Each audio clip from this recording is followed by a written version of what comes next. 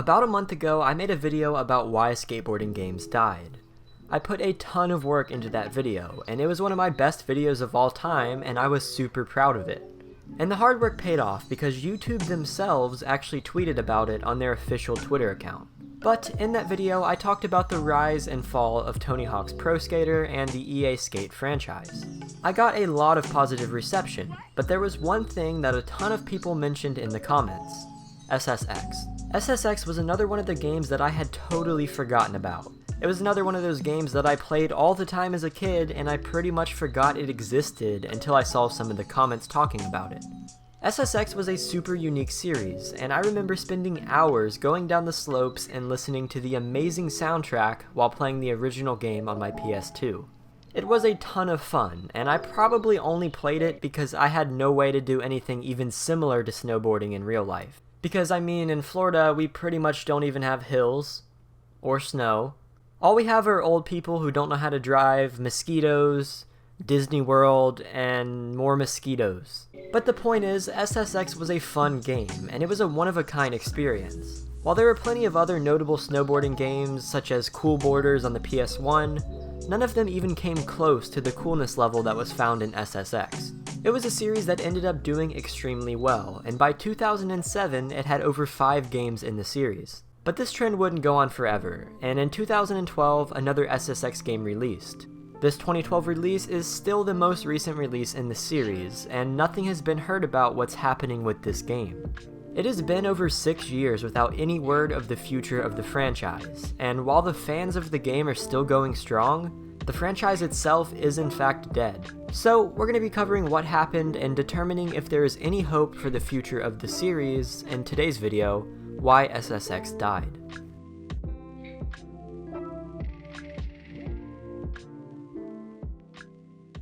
You guys should totally check out my new company called The Dropp. Everything on the site is going to be directed towards the message of dropping the unnecessary things and living a minimalistic lifestyle. The first products are these custom adhesive wallets, but more is coming in the future. Link in the description. The history of SSX, without getting into all of its predecessors, began with a guy named Steven...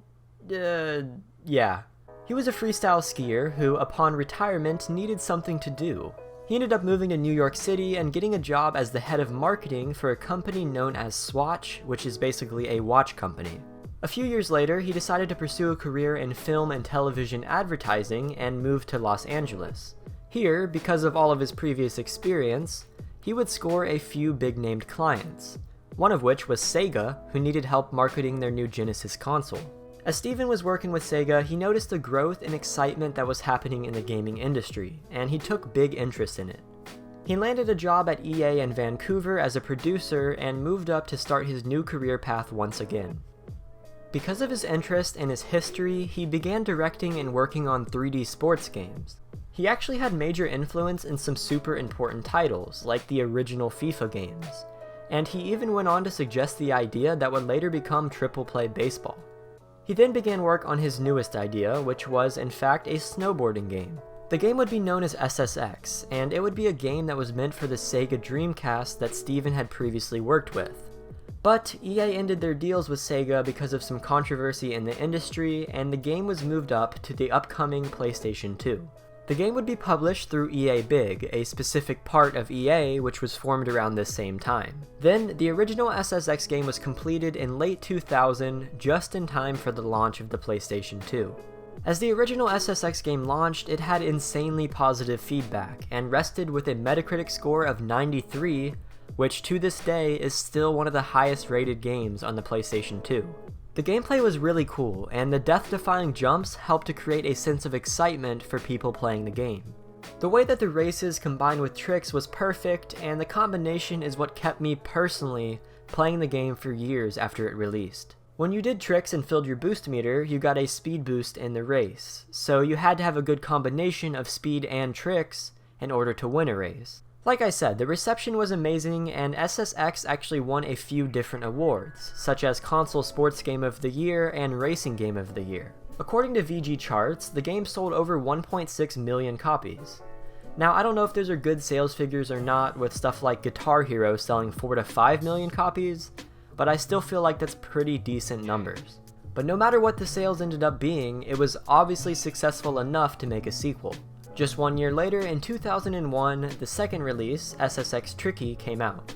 I played this one as well, and the game was overall a better game than the first, but for some odd reason I just enjoyed the first a bit more, so I kept with that one.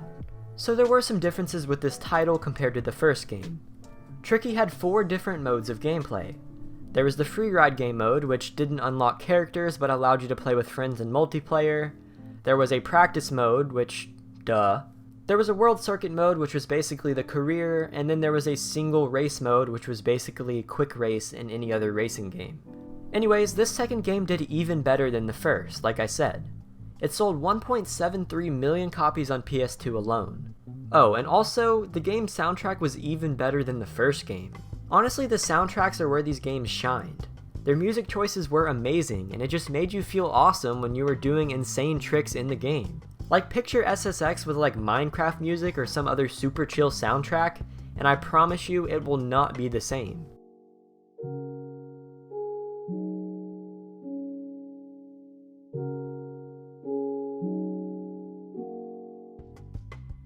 The game was just so 2000s. But after SSX Tricky was SSX 3. The previous 2 games were in no way explosive, but they did sell pretty average, and they were making EA money, which is all they care about. SSX 3 came out in 2003, and it was released on a ton of platforms. And as you can probably tell, I'm a pretty big fan of this series, and that's kind of why I'm making this video, but obviously I did play this game as well.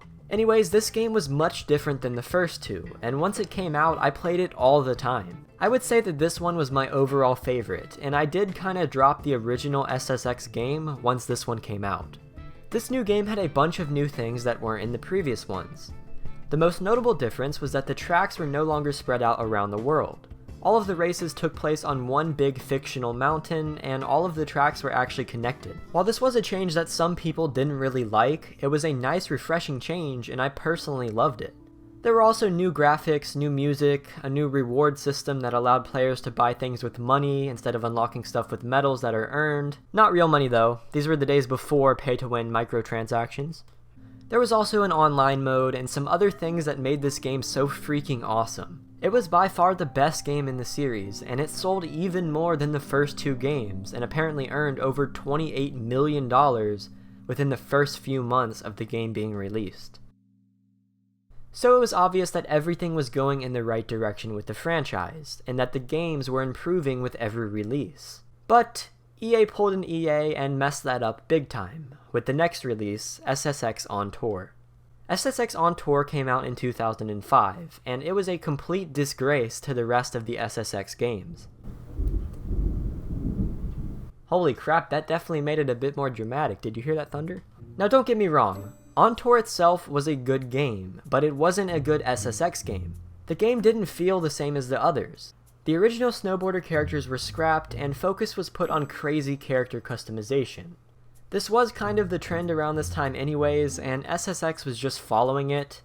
It wasn't necessarily a bad decision per se, but it made the game not feel like an SSX game. Plus, online multiplayer was removed, which was just another step back and also didn't make much sense. But that's not all that was different with this game. EA actually took everything that was doing well in the series and changed it with this game, and that's why a lot of people didn't like it and why it didn't sell very well. Again, On Tour is not a bad game, but it just feels like it was full of unnecessary changes that people didn't want. And because of this, it totally hurt the series. I did used to play this one as well, on the PSP actually. He said PSP, you know what that means. And I did enjoy it, but it just wasn't the same in my opinion.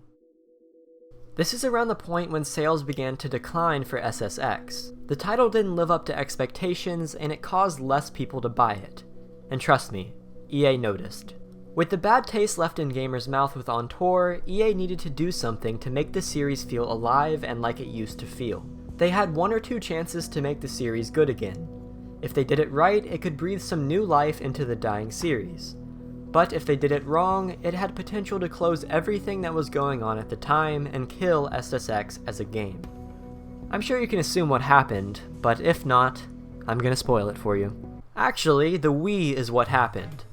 Remember that console that had absolutely exploded and was in every grandma's house worldwide?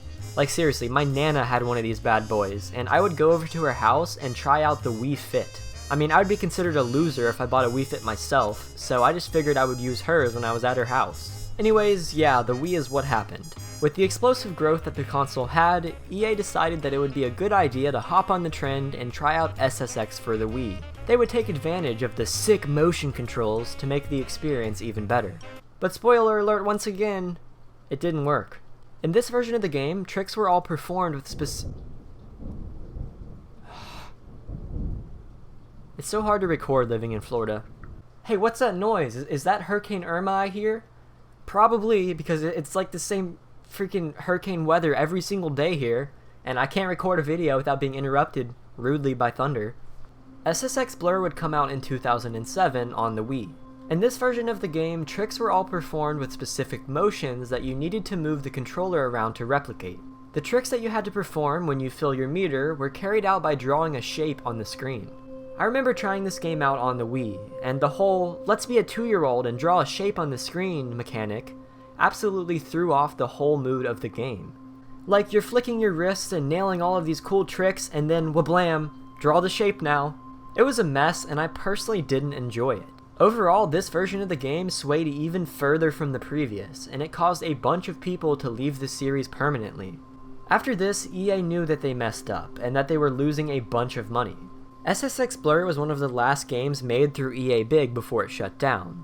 And again, EA Big was the category of extreme sports games that were responsible for this series and a few others. EA Big had a lot of failed games, and they closed down, like I said, in 2008. With EA Big closing down, SSX went on a hiatus with no word about further games. Nothing was released, nothing was announced, and fans were left empty, having a void in their heart that could only be filled by another good SSX game.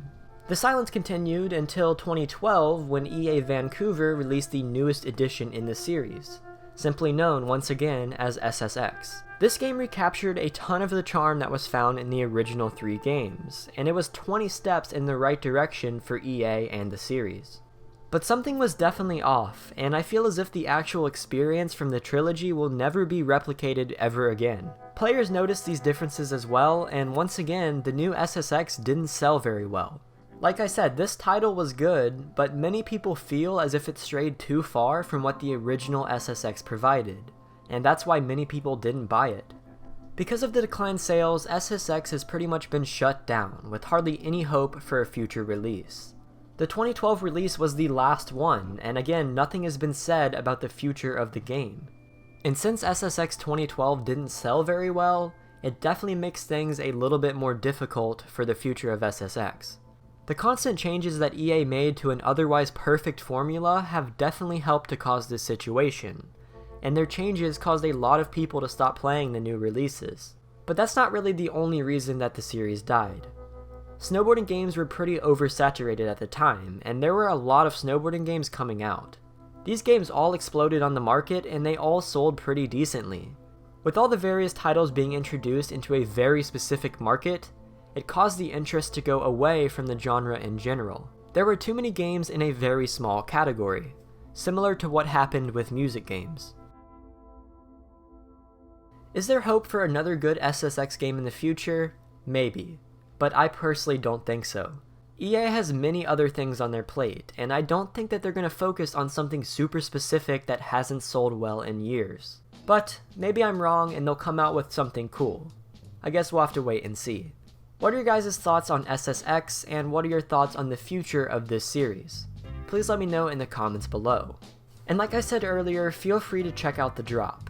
I've put a lot of work into that website, and I have super big plans coming for it in the future, so be sure to check it out if you're in any way interested. But thank you guys so much for watching. I will see you guys next time, and peace.